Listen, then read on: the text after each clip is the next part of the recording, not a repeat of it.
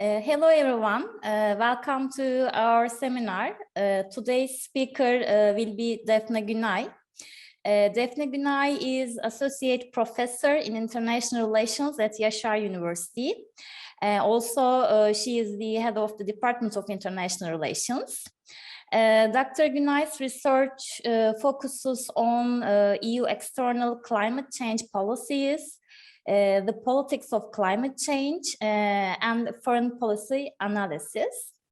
Her presentation title today is "The Public as an Audience for the Securitization of Climate Change." And I would like to quickly remind that this meeting is recorded. So without further ado, I would like to give the floor to Defne Hoca. Defne Hocam, the floor is yours. Thank you, Melis. Thank you for the opportunity, and I would like to thank our audience for joining us today as well. If I could share my screen properly, hope everybody is able to see my PowerPoint. I will start presenting one of my recent papers. The presentation today I will give is entitled following an article that a co-authored article that was recently published, "The Public as an Audience for the Securitization of Climate Change, Facilitating Conditions at the Identification Stage." This is the article that was quite recently published by the Journal of International Relations and Development. And as you can see, it's a co-authored article with my dear friend and colleague, Gizem Arıkan of Trinity College Dublin. And in this article, we explored what makes people identify climate change as a threat or a risk with different referent objects. I will go slightly more into the literature surrounding the article and the research question. By doing that, I believe our research question and the focus will get a little bit clearer. First of all, of course, the implications of securityness of an issue has a particular place in international relations discipline, as many of our audience are aware. Security, according to Barry Buzan, is the move that takes politics beyond the established rules of the game and frames the issue as a special kind of politics or an issue beyond politics. So particularly the Copenhagen School of Securitization, therefore, starts from the assumption that labeling, intersubjectively defining an issue as a security issue has importance, has some bearing on the processes of decision-making that will follow and the measures, policy measures that will be adopted to respond to that issue later. Securitization in this understanding is a process whereby a securitizing actor utters securitizing language about an existential threat to a referent object. Thereby, eventually, this securitizing move, if it becomes successful, it takes the issue out of the domain of ordinary politics.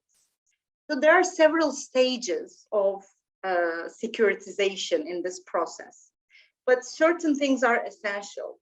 Somebody with authority, some securitizing actor, has to speak about the securityness of an issue, declare the issue as an existential threat to a valued reference object. So something dear to the people, to the audience, has to be threatened according to securitization logic.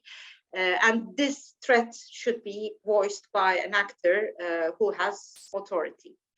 Eventually, the issue will be potentially taken out of the domain of ordinary politics if this move is successful.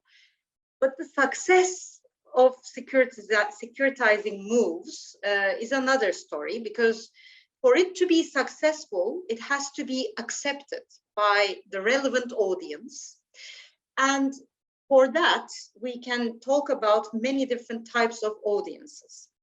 The audience who will accept the securitizing move could be parliamentarians, it could be negotiation parties in an international organization as part of international negotiations, or as we try to do in this article, it could be the public opinion, the public themselves, enabling the securitizing move by accepting the securityness of an issue.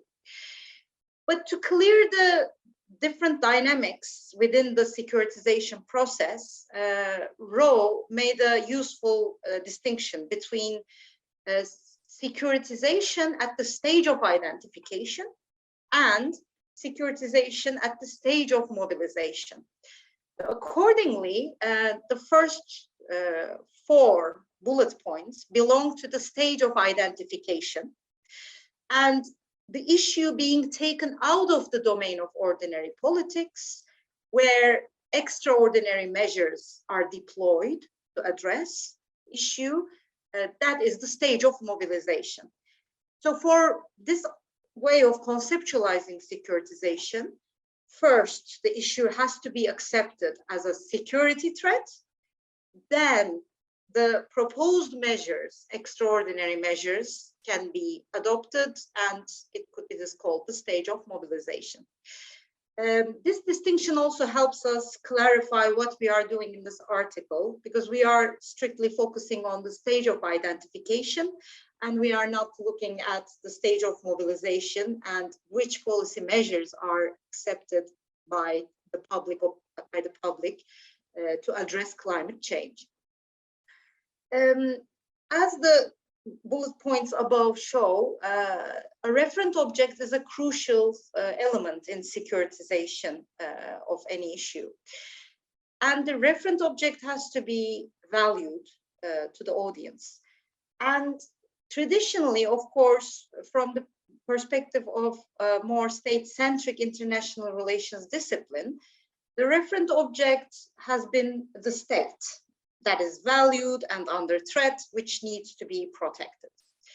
But for the critical approaches adopting securitization literature in the analysis of climate change, the referent objects widened. Particularly Dietz, Vonluk, and Wellman in their very informative study on climate change securitization, they identified 3 referent objects that could be part of the securitization logic in terms of climate change. It could be the territory, the territorial integrity of the country. So if climate change is said to threaten the state, territorial integrity of the state, through causing wars, for instance, then we are talking about territory as a referent object in the securitization of climate change. It could be the planet itself with the ecosystems, biodiversity surrounding the planet. Then the referent object in this logic would be climate change. Due to climate change, the livelihood of the biosystems, the biodiversity and ecological systems are under threat. So in that kind of a statement, we see the planet as the referent object that is threatened by climate change. There is also individuals, which is very relevant to what we do in this article. Based on human security literature, in fact, Dietz and Vonluk and Wellman identified individuals as a category, as a referent object of climate change, when climate change is said to threaten individual lives, individual livelihoods, nutrition, and basically the ability to live for individuals. We can talk about individual as the reference object in the securitization logic. But the individual matters. Something we introduced to this framework, Dr. Erkan and myself in this article, was which individuals we are talking about matters. Because existing literature in risk perception, for instance, and environmental psychology constantly show that when the threat is addressing individuals in faraway lands, it arouses less threat perception, it arouses less emotions in the person receiving that message. But on the contrary, if the individual is the person's own self or their immediate family, a threat to that immediate circle is more capable of motivating individuals to take action. This is echoing psychological distance arguments, where threats to faraway places, faraway individuals are less intense, and threats to oneself, one's own family, is more intense, and it's more capable of motivating individuals to take action. Therefore, we use this distinction between the self as a referent object and humanity as a broad category of individuals around the world who may be under threat by climate change. One other very helpful distinction in the literature was introduced by Corey in his 2012 work. He distinguished between riskification and securitization. Again, this is related to the immediacy of the threat. Corey wondered if we can really talk about securitization in the case of climate change, because climate change, in most of the cases up until now, climate change has been seen as having long-term effects, diffuse effects, where you cannot directly pin a natural disaster to climate change as anyone in the society. The link between the threat and the cause is not very direct and is not very immediate. So Corey questioned, then does it make climate change out of securitization? Should we just leave it? But the answer was actually there's a different logic of riskification that is more dominant in understanding climate change securitization. So accordingly, climate change is more easily riskified. In other words, climate change is more easily constructed intersubjectively as a risk with long-term diffuse negative effects, potential of harm in the long term in a more diffuse way. Whereas securitization of climate change would mean more immediate threat from the climate change perceived by individuals or intersubjective agreements that climate change is immediately and directly having the potential to cause harm to the referent object.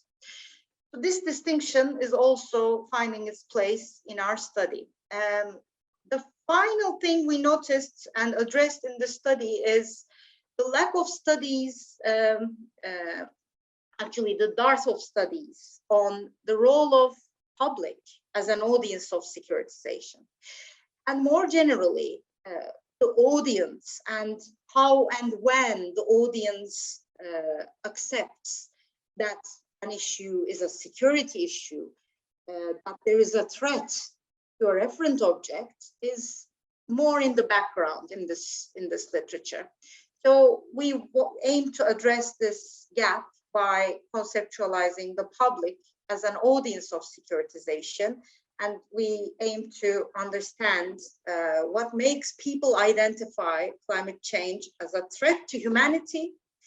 So combining securitization and the referent object as humanity, broadly defined.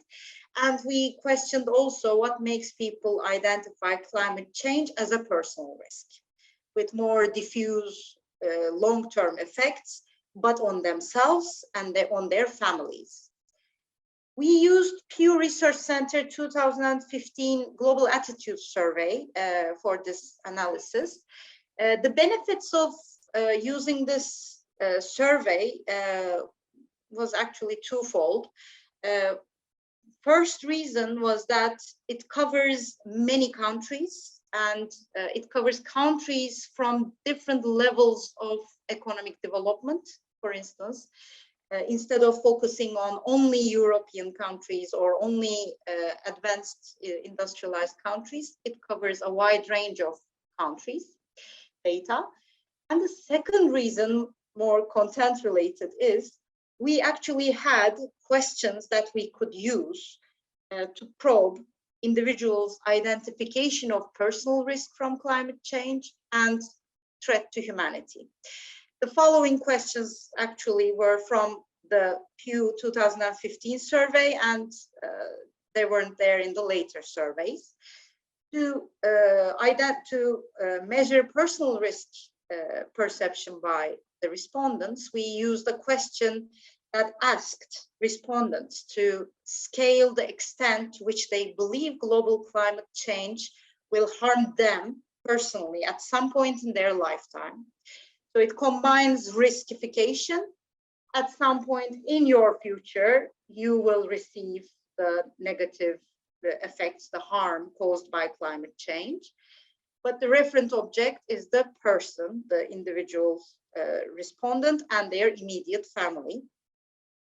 And threat to humanity, we measured by asking, we used the question which asked respondents to report the extent to which they believe global climate change is harming people around the world now, will harm people in the next few years, will not harm people in the many years to come, and or will never harm people. So we coded the first responses as perceived threat to humanity and the last two as not threat perception. So then we looked at the literature to find out what existing work can lead us to expect, what to find to shape our expectations in the study, which will then be refuted partly and supported partly. We focused on country level factors and individual level factors and their interaction. The country level factors, the usual suspect in the literature was income of a country. There is conflicting results already in the literature about how GDP of a country is correlated with climate change concern in that country. But many studies actually find that wealthier countries, individuals living in wealthier countries are less concerned by climate change. So that gave us a starting point. Exposure to climate change related disasters is another country level factor. According to the literature, risk perception can be defined in two ways. You either learn about it by reading, understanding, processing information on the risk available, or you are exposed to the risk and you are exposed to a disaster, for instance, caused by climate change. So a country which experienced climate change related natural disasters, therefore, can shape the respondents' attitudes towards climate change. Therefore, we also counted that as an important country level factor. Post-materialism is another country level variable that we looked at. According to Engelhardt, post-materialism refers to a cultural orientation in certain countries, in certain societies, where advanced industrialized countries overcome their physical, material security problems. Therefore, they turn more towards the well-being of citizens, environmental protection as part of their agenda. So the economic struggle and the struggle for survival is overcome largely in the society.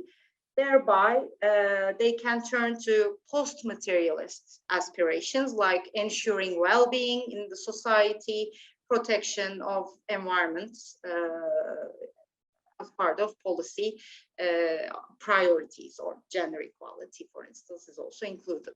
So post-materialism in a society, being dominant society, was another potential country-level variable to affect attitudes that we measured. In individual-level factors, again, the literature is rich with findings, sometimes disputing findings. Gender is an important factor. Women are generally found to be perceiving more risk to themselves and more threat to the whole society. So we expected, therefore, women to perceive more threats and risk from climate change, as well as to themselves and to the society and to the humanity. Age is disputed. Yani, we know there are many recent young people's activist movements. So we and many reviewers actually also who read our work questioned that would it be young people who are more concerned, who are more threatened by climate change? There are a few studies finding that young people are indeed perceiving more threat and risk from climate change. However, age is, and older people are found to be more, they're perceiving more risk compared to young people in the literature. And this is also a disputed factor that affects climate change attitudes that we considered in our study. Level of education, individual level of education and income are together important in the sense that we can expect higher income individuals and individuals with higher level of education to perceive themselves to be more able to adapt to climate change. This also applies to countries with high income. According to the adaptive capacity argument, adaptive capacity of individuals are shaped by their access to resources, economic resources, but also knowledge about what to do, what should be done. And higher income individuals, for instance, can live in more efficient, better housing, in better conditions, where they can have access to early warnings and they can reach knowledge on what could be done, and they can reach income and economic resources to adapt to the negative outcomes of climate change.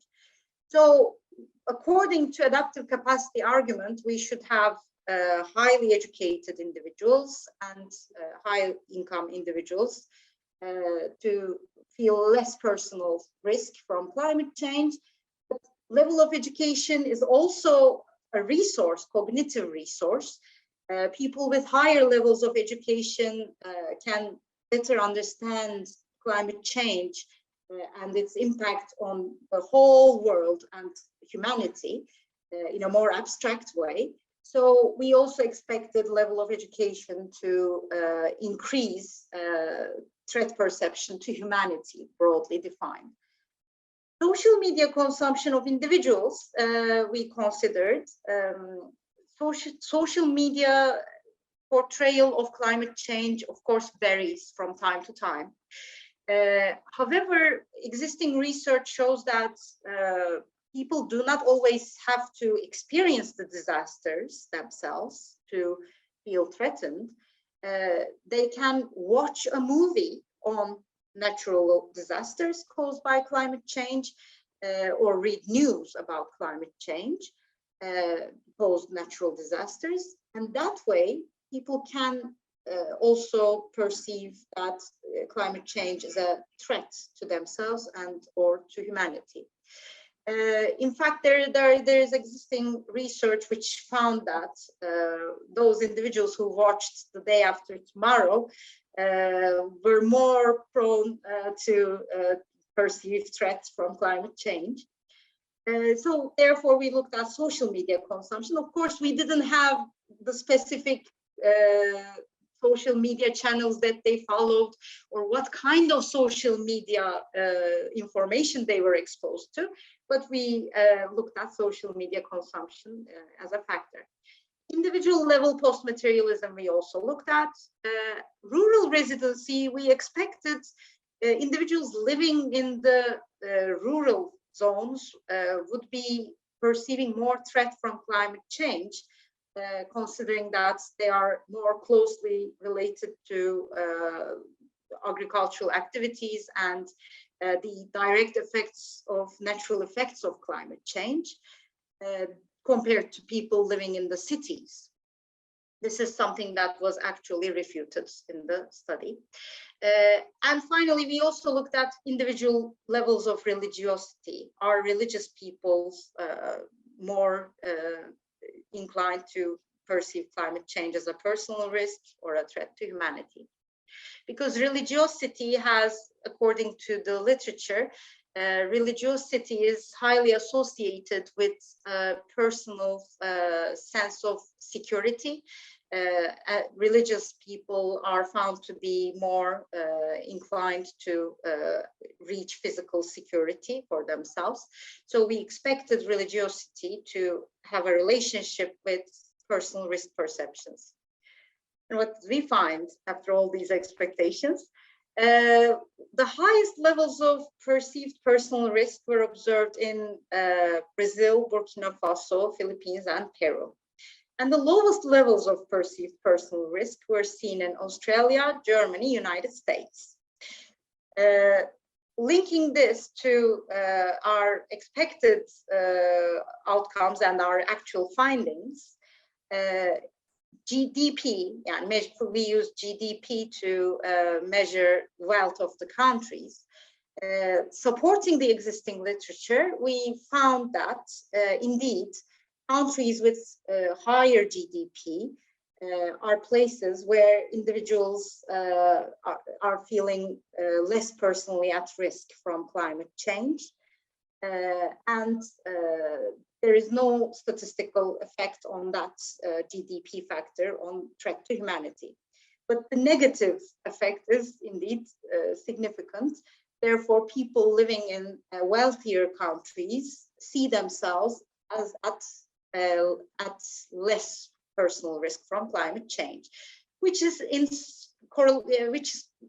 a way supporting the adaptive capacity argument. It is possible that these individuals trust on the economic resources in their country and available to their governments to adapt to the negative outcomes of climate change. What other findings? We, as expected, gender, women particularly, were feeling at more personal risk, and they considered climate change more as a threat to humanity than men, with age as well. Older people perceive both personal risk from climate change and threat to humanity.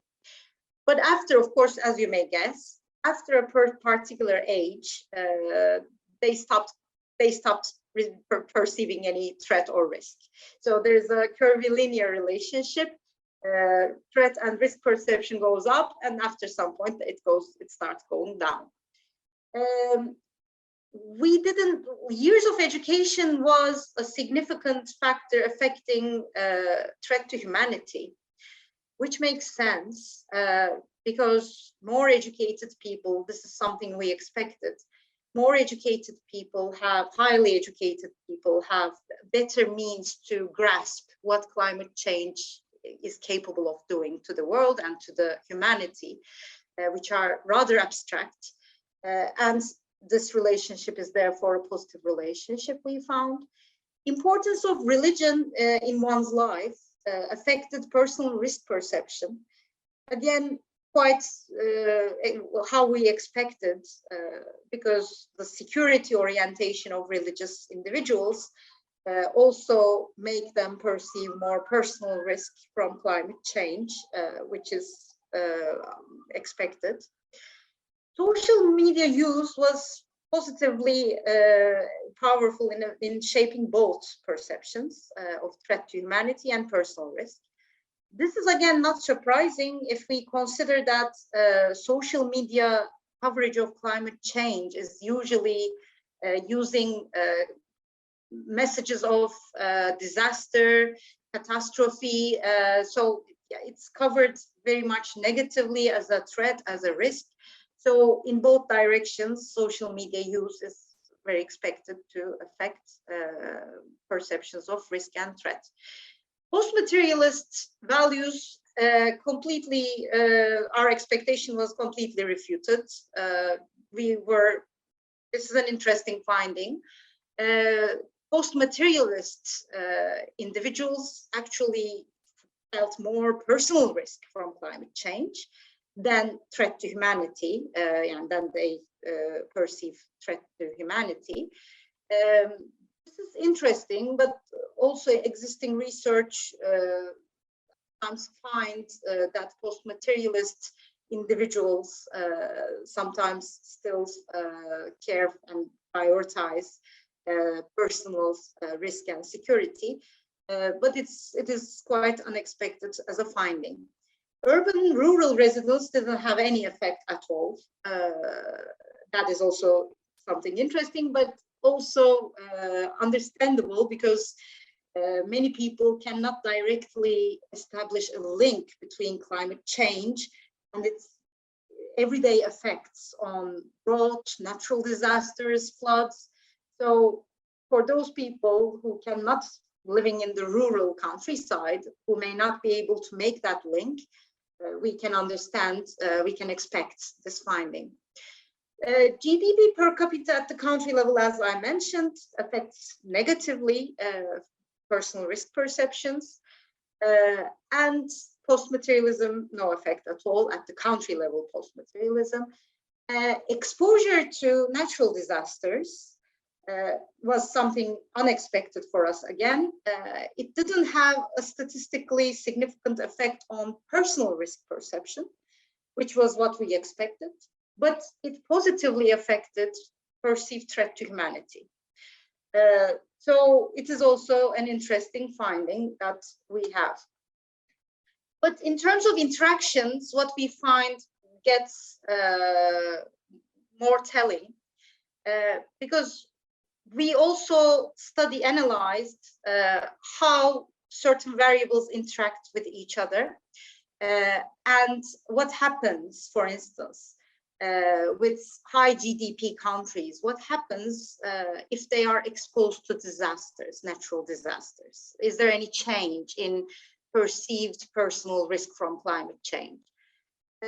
In fact, we found such a change.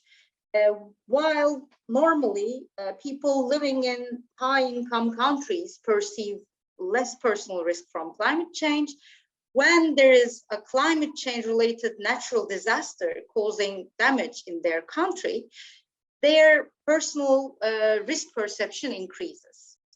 This wasn't found for other countries, only for higher GDP countries. The same exists with income, and with higher income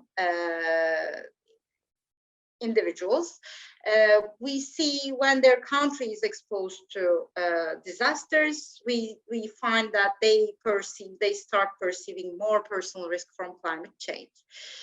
So this is, we try to make sense of this by linking this to, again, adaptive capacity argument, Under normal conditions, individuals living in wealthy countries, individuals with higher income, they tend to see themselves as better able to adapt to climate change effects. But this is only applicable until their country experiences natural disasters related to climate change. So it is possible that experience of natural, not directly, but country level exposure to natural disasters may shake that former confidence of adaptive capacity. So our findings basically direct us to this one general conclusion. Climate fear is unequally distributed around the world and around individuals.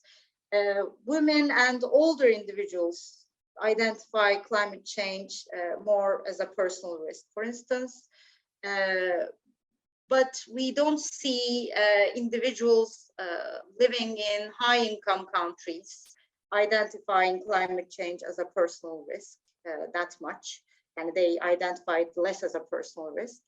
And individuals with high income, likewise, believe that they can ward off the effects of climate change and they can adapt to the negative effects more easily, potentially.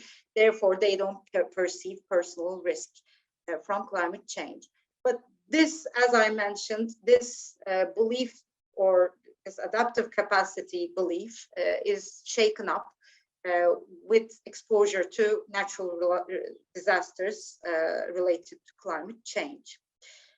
This way, being exposed to natural disasters due to climate change reduces this fear gap among different countries and different individuals living in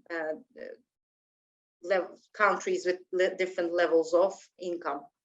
So what future research can do with this? We particularly couldn't look at stage of mobilization because we didn't have the questions, survey questions in Pew study, probing the stage of mobilization, what measures people support. So that is a very, that could be a very useful research, helpful research in the future. What policy measures are supported by these different people? People who perceive climate change more as a personal risk. Do they support new insurance schemes? Do they support distribution of knowledge about early warning about climate change related disasters? And what about people who perceive climate change as a threat? What policy measures do they support? This is a fruitful research agenda. And another line of fruitful research will, of course, be how the social media frames climate change as a threat. What kind of referent objects are used in social media? What is at stake in securitizing climate change in social media is another line of research to follow. Thank you for your time and attention. For any questions and future correspondence, please feel free to email me.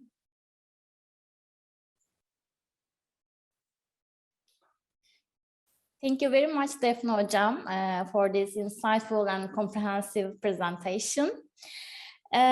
We all know that climate change is one of the greatest challenges facing individuals, economies, governments, and the environment today, as you mentioned in your presentation. It is taking place with increasing pace, and the concerns about its results have been increasing in recent years. And in line with these emerging concerns, climate change started to be framed as a security issue. And also number of studies related with this securitization of climate change has increased. However, when we look at the literature,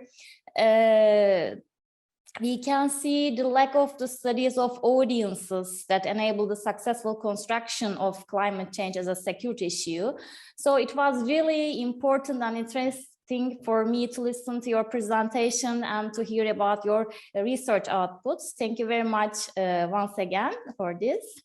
And Now, I would like to open the floor to the participants for their questions. If you have questions, you can write on the chat box.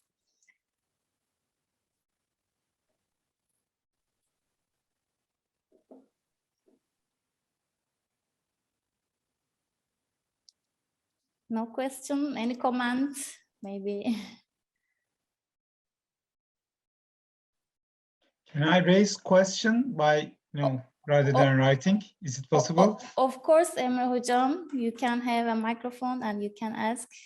Defne Hocam, as far as I can follow in the literature and also among academics, as Melis has mentioned, the concept has been utilized by the securitization of climate change.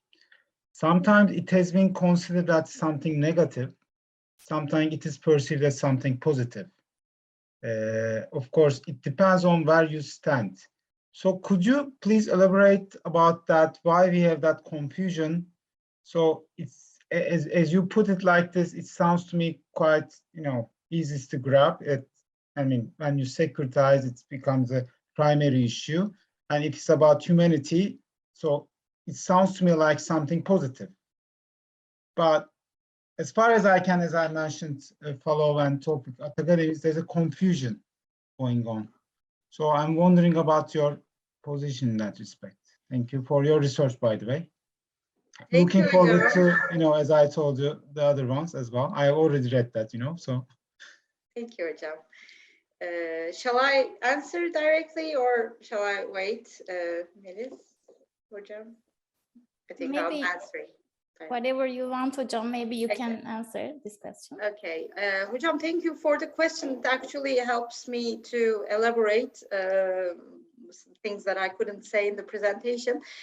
I agree, there's a debate on whether securitizing, of course, securitization has negative connotations because traditionally it has been used as a way of taking issues out of the domain of ordinary politics. So something urgent has to be done. We are under threat, existential threat. We have to do things we are not normally doing. Has been the logic at play. So critiques of securitizing climate change also argue that the moment we link security and climate change, we are having the risk of introducing use of military means to address climate change, which is in fact happening. Armies, militaries around the world have started developing plans of addressing climate change related developments. So the critiques focus on bringing military measures, undemocratic decision-making into climate change policy-making as a result of securitization. So others, however, for instance, Dietz, Vonluk and Wellman had this discussion in their work as well.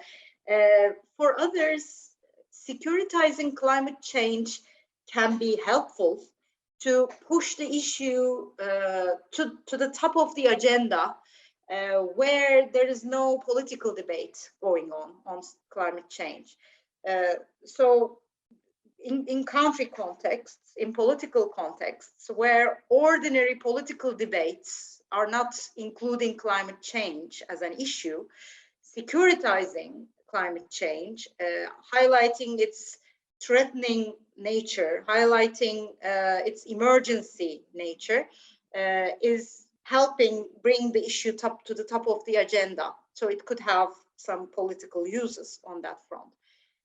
For some others, securitization of climate change is even not going to be possible because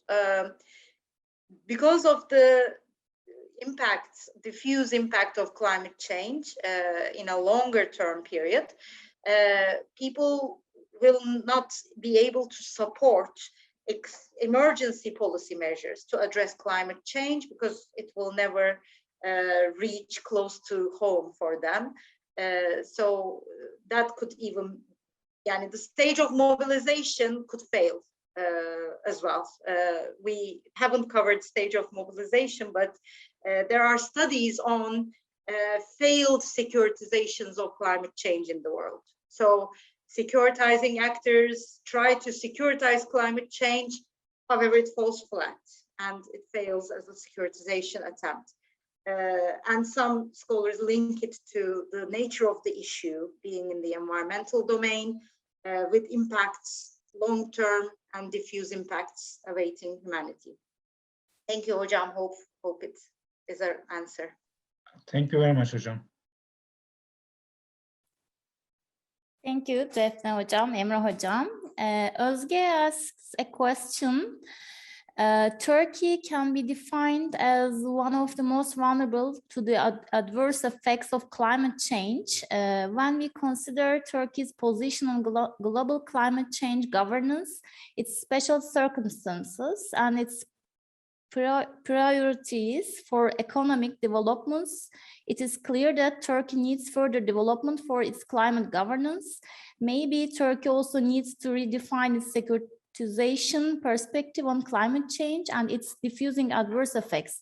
In this line, how you evaluate the Turkish media's effect on bringing climate change on the political agenda of Turkish government? As guests. Thank you for the question, Özge. In fact, Emre Hoca and I had a study on the media coverage of climate change in Turkey and how the media uses, if at all, security frames versus politics frames in covering climate change. But the number of items, news stories that we could reach was very limited. So it even itself says a lot about the Turkish media's approach to climate change. It was, however, an old study relatively. I think it was published in 2018. So recently there's more interest with Turkey's ratification of Paris Climate Change Agreement. There is sudden renewal of media attention, let's say, to climate change and what climate change policies will mean for Turkey.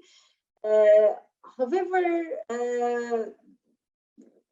Turkey's attention to climate change through the media coverage of the issue, it is building up. That would be my impression. Plus, the dependence of Turkey on fossil fuels in fueling its economy, and particularly the alignment of certain media organs, media outlets, mainstream media outlets with such fossil fuel interests in Turkey could complicate Turkey's policy measures available to be used. For instance, fossil fuel interests in Turkey seem to be, so far, it's very early, but they seem to be declaring their interest in some new technologies like carbon capture from fossil fuels. They built technologies of capturing carbon so that coal and oil can be continuously used while their carbon is taken away and buried down inside the ground. However, broadly, it's a very expensive technology. Moreover, it's uncertain, and moreover, it's you are using energy to capture carbon to reduce climate change effects of fossil fuels. So it's complicating and delaying that kind of reliance on technologies that can lengthen use of fossil fuels, unfortunately can have the risk of delaying actual impactful measures. But recently with the Paris Climate Change Agreement's ratification, we can expect a renewal of interest in Turkey's media towards climate change. Thank you for the question. Thank you very much, hocam. Özge also thanked for your inspiring presentation and answer. Any other question, comment? Actually, I had a question, but Emre Hoca asked and you answered. Thank you very much once again. Thank you. I think no question, no comment. Defne hocam, would you like to add something? Thank you for your interest. Thank you for being here with me. And thank you for the great questions that helped me elaborate. That's all. Okay, I think no question. If not, then perhaps we can close the webinar. Okay, I would like to thank Defne hocam for sharing detailed information about her research outputs. And I would like to also thank the participants for their questions and attendance as well. So, yes, Emre Hoca, thank you very much. So have a nice day. Thank you. Bye. Bye.